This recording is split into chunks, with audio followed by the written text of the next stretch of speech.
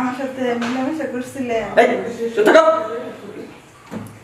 বাইরে জন্য আমাদের সমস্যা আছে, আর তুমি এগুলো কি বলতেছো? একদিন মিলেমিশাই। আর শোনো, এই কথা জন্য অন্য কেউ না জানে।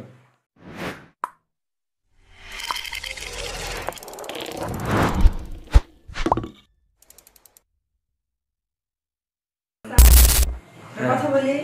বলো। আপনি তো এই পর্যন্ত অনেকজন এমআর করলেন, তো আর আমারটা কবে করবেন? তোমারটা মানে? কেন আপনার মনে নাই? আমার আবার কি মনে আছে? আমি না প্রেগনেন্ট। কি? তুমি প্রেগনেন্ট মানে? এই তোমার তো বিয়ে হয় না, তুমি প্রেগনেন্ট হবে কিভাবে? কেন আপনার মনে নাই? ওই যে কিছুদিন আগে আপনি আমার ওই জায়গায় ওই যে আমার সাথে মিলামেশা করছিলেন। বাইরে জন্য আমাদের সমস্যা আছে, আর তুমি এগুলো কি বলতেছো? একদিন মিলেমিশাই। আর শোনো, এই কথা জন্য অন্য কেউ না জানে। যেটা আমার হচ্ছে, আমি এই যে হাতের কাজগুলো শেষ করে সন্ধ্যায় বাসা যাওয়ার আগে ওটা ক্লিয়ার করে তারপরে বাসা যাবো। আপনি একটু বাহিরে যান, আমি আপনার স্ত্রীর কাছ থেকে সমস্যার কথা শুনবো। আচ্ছা, তাহলে ব্যাপারটা বুঝেই বলবো। হ্যাঁ, আমি বুঝিয়ে বলছি। আমি বাইরে যাচ্ছি। আচ্ছা, ঠিক আছে। আচ্ছা, আচ্ছা।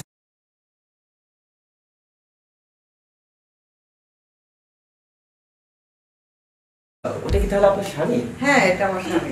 তাহলে তাহলে বলেন কি সমস্যা? সমস্যা হচ্ছে বিশাল সমস্যা। বিশাল সমস্যা। আচ্ছা, তাহলে এক এক করে সমস্যার কথাটা বলেন। সমস্যাটা হচ্ছে আমি যখন আমার স্বামীর সাথে থাকতে যাই না, যখন থাকতে যান তখন মানে সে চিল্লাপাল্লা করে। হ্যাঁ, চিল্লাপাল্লা করে। চিল্লাপাল্লা করে মানে যখন থাকতে যান তখন চিল্লাপাল্লা হ্যাঁ, চিল্লাপাল্লা করে। আচ্ছা আচ্ছা, দেখো। আর আমার স্বামীর একটা কোষ ছোট আর একটা বড়। ও মানে একটা কোষ ছোট আর একটা কোষ হলো বড়। বড়। আচ্ছা আচ্ছা আচ্ছা আচ্ছা, যাই হচ্ছে। তারপর আর কোনো প্রবলেম? এমনি করে মানে যাই হোক কোনোভাবে চিল্লাপাল্লা করে তার সাথে থাকার পরের বার যদি আমি তার সাথে যাই, সেটাতে একদম লেতিয়ে থাকে, আর তো সে জিনিসটা আর সোজা হয় না। ও তার মানে বিষয়টা হচ্ছে যে যখন তার সাথে আপনি সহবসে যান, তখন মনে করেন যে আপনি ওনার যে ওইটা আছে ওইটা মনে করেন যে ওই মানে দাঁড়ায় না, যখন মানে তখন একটু দাঁড়ালেও ওই চিল্লাপাল্লা করে, মানে মানে উনি সহ্য করতে পারেন। হ্যাঁ হ্যাঁ হ্যাঁ, আর পরের বার তো আর মানে পরের বার সোজা হয়।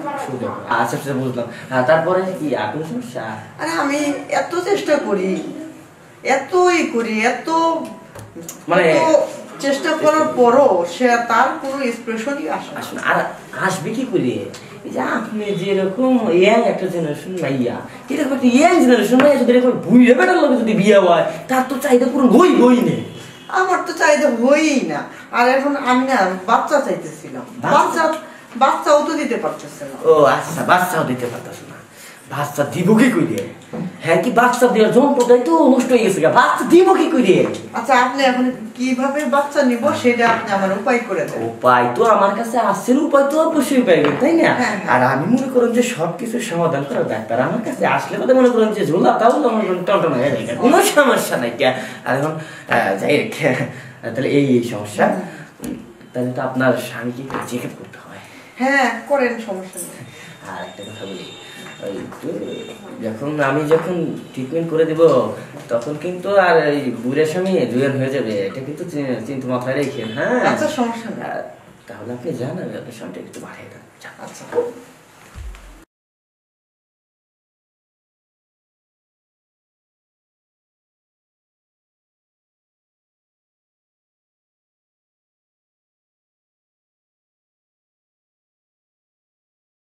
টাকার জন্যই তো এখানে আসতে বললাম। আচ্ছা, আপনি একটা কাজ করছেন, আপনার কিছু তো বলতে কিছু নাই। এই যে বুড়ে একটা পাল গেছে কবরে, এখন আপনি যেরকম জুইয়া মেয়ের যে বিয়ে করছেন, এই যে মেয়েটা চাইছিল আমার কাছে যে রিপোর্ট গুলা দিল, এগুলা কি সত্যি? আরে ডাক্তার সাহেব, এই জন্যই তো আপনার কাছে আসা। জিনিসটা সমাধান যেভাবে হয় আপনি ওইভাবে ব্যবস্থাটা করেন। এটা তো আমি করবোই, তারপরে আপনার একটা দায়িত্ব আছে না সবকিছু পালন করার। আর আপনার বউটা তো দেখতে আসলে অনেক সুন্দর, তো আপনি একটু যেভাবে আর একটু আগে আসবেন আমার কাছে, আর একটু আগে আসলে কথা মনে করতেন যে আর আগে আমি ট্রিটমেন্ট করে দিতে পারতাম। আর তো ওই যে শুনলাম আপনার নাকি একটা ওই অঙ্গ কোষ নাকি ছোট আর একটা নাকি বড়। হ্যাঁ, এটা ঠিক। আর আরেকটা কথা বললো যে আপনি নাকি এক রাউন্ড শেষ করার সাথে সাথে নাকি 2 রাউন্ড আবার মানে 2টা রাউন্ড নিতে পারেন না, এটা কি সত্যি নাকি? এই সমস্যাটা দেখেই তো আসছি, এই সমস্যাটাই তো আসল সমস্যা। আচ্ছা আচ্ছা, আর লেদায় থাকে?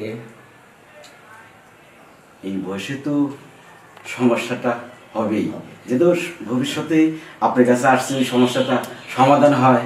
আপনার সব সমস্যার সমাধান আমি দিব, তারপরে একটা কথা আপনারা বলতেছি, আপনার এই বয়সে এইরকম মেয়েটার বিয়ে করা ঠিক হয় না, বুঝতে পারছেন? যা করা করছেন, এখন আমি এই যে আপনার প্রেসক্রিপশন ওষুধগুলো লিখে দিচ্ছি, আচ্ছা। ওগুলো মনে করেন যে ঠিক মতো ব্যবহার করবেন। আর একটা আমি মনে করেন যে একটা মলম দিব, সেই মলমটা প্রতিদিন আপনি মনে করেন যে এখান দিয়ে ঠিক আছে? হ্যাঁ ঠিক আছে, হ্যাঁ ঠিক আছে। আচ্ছা ঠিক আছে, তাহলে এই যে আমি লিখে দিচ্ছি।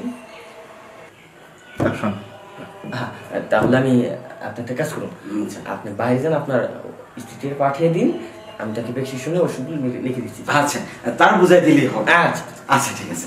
আচ্ছা আচ্ছা।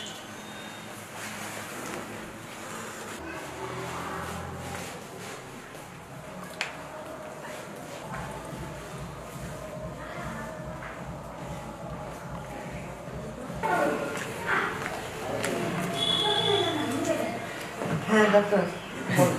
বসুন।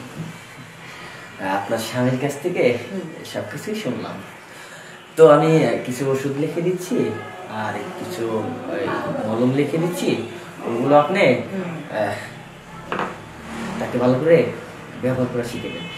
আমি আপনাকে ব্যবহার করা শিখিয়ে দিই, আপনি না হয় পরে একটু যে তাকে শিখিয়ে দিই। কিভাবে ব্যবহার ওই করবো? দাঁড়ান, আমি আবার দিয়ে এই এই যে এই যে মলমটা যেটা দিলাম না, এই মলমটা আপনি মনে করেন যে যে ওনার যে এটা আছে না, ওইটার মধ্যে মনে করেন যে একেবারে গোড়া থেকে না আস্তে আস্তে করে আস্তে আস্তে করে মালিশ করে মাথা দিলাম। এরকম করতে একটু 15 দিনের মতো করবেন, এরকম 15 দিনের মতো করলে মনে করেন যে 15 দিন পরে সবকিছু ঠিকঠাক হয়ে যাবে। একদম ঠিক হয়ে যাবে? হ্যাঁ, যদি আপনি নিয়মিত করেন। না না, অবশ্যই করবো। তাহলে আমার কথাগুলো মনে থাকবে। আর একটা কথা, এই যে আমি যে মলমটা দিচ্ছি, এটা কিন্তু আমাদের এই ক্লিনিক ছাড়া কোথাও পাবেন না, বাইরে কোথাও পাবেন না। আর শুনেন, আমি আবার অন্য কোম্পানির ওষুধ লিখি না, যে কোম্পানির আমার একটু টাকা পয়সা দেয় ওই কোম্পানির ওষুধ মনে করেন যে আমি আমার প্রেসক্রিপশনে উঠিয়ে দিই। হ্যাঁ, তাহলে সুস্থ হবে তো? এই সুস্থ হবে না মানে মনে করবেন যে ঘোরা যেমন টকবক টকবক করে না, ঠিক দেখবেন যে ওরকম হয়ে যাবে। আচ্ছা আচ্ছা। তাহলে আর মনে করে টাকাটা দিয়ে যাবে। হ্যাঁ, কোথায়, এখানে দিব না? না, ওই যে বাইরে এসেছিল। ও।